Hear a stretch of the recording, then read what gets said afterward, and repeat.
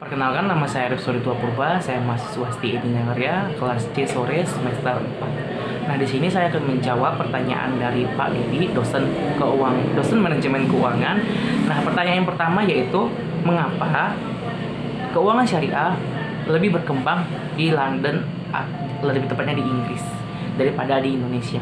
Nah, saya akan menjawab karena keuangan syariah dinilai menarik karena tidak seperti kredit konvensional.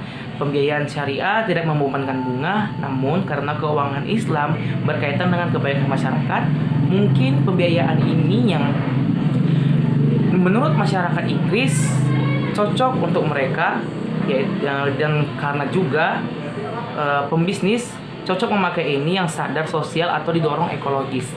Nah, itu salah satu faktor pendorong makanya bisa berkembang ekonomi syariah di Inggris, ya karena keuangannya berbeda dengan kredit konvensional lainnya. Tidak mengutamakan bunga, namun mengutamakan masyarakat. Secara sadarnya kita bisa bersosial dibalik menggunakan keuangan syariah. Kemudian faktor selanjutnya karena Inggris keluar dari Uni Eropa.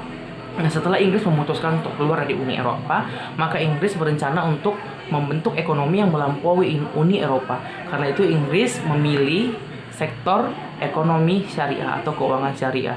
Di sini Inggris melihat ada peluang bersekutu dengan investor dan rekan pusat keuangan syariah lainnya seperti Malaysia. Nah, Malaysia itu salah satu investor terbesar di Inggris, atau malah sebaliknya, maaf.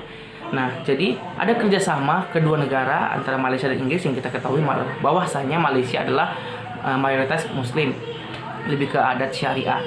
Nah, itu dua faktor yang mendorong mengapa majunya ekonomi syariah di London atau di Inggris. Nah, kemudian kenapa tidak maju di Indonesia? Kenapa lebih maju di Inggris? Nah, ada beberapa hambatan yang membuat keuangan syariah, bank syariah atau lembaga yang berkaitan dengan syariah tidak berkembang di tanah air ini, yaitu antaranya belum selarasnya visi dan koordinasi antara pemerintah dan otoritas. Kemudian perbankan syariah belum memiliki modal yang memadai. Nah, beda dengan di Inggris, atau di ekonomi barat, beda sekali karena ekonomi syariah di negara kita sendiri belum memiliki banyak modal. Nah, kalau di Inggris sudah pastinya banyak modal melalui investor-investor asing yang mencoba atau penasaran dengan keuangan syariah. Dan kemudian selain itu, perbankan syariah masih mengandalkan pembiayaan dari dana mahal sehingga tidak efisien. Menurut produk bank syariah masih tidak variatif. Nah, jadi kalau di Indonesia perbankan syariah itu belum variatif, dan sumber daya manusia dan teknologi informasi perbankan syariah sangat berbeda dengan konvensional. Dan menurut saya sih susah diterima masyarakat tentang keuangan syariah.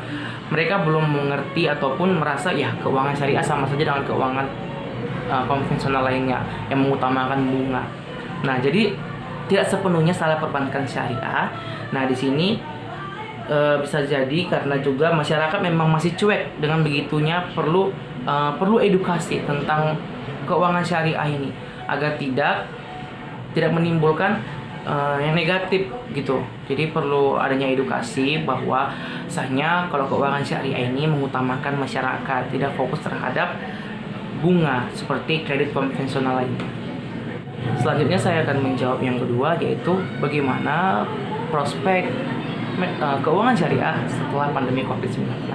Nah, menurut saya prospek keuangan syariah itu sangat berpeluang dan sangat cerah prospeknya, dikarenakan pada dasarnya keuangan syariah ini mengutamakan atau penguat di sektor UMKM dan ekonomi digital. Nah, setelah berakhirnya pandemi ini, maka akan semakin banyak orang yang ingin membuka UMKM dan mengembangkan UMKM mereka dan memerlukan modal tanpa beban bunga yang berat seperti perbankan konvensional lainnya. Nah, di sini prospek manajemen keuangan syariah sangat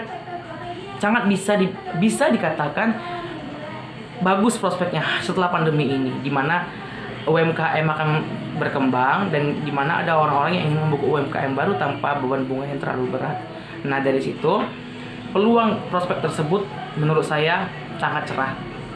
Baiklah, sekian dari saya kedua jawaban tadi. Semoga jawaban tadi dapat memuaskan terutama dosen saya, Pak Didi, selaku dosen manajemen keuangan.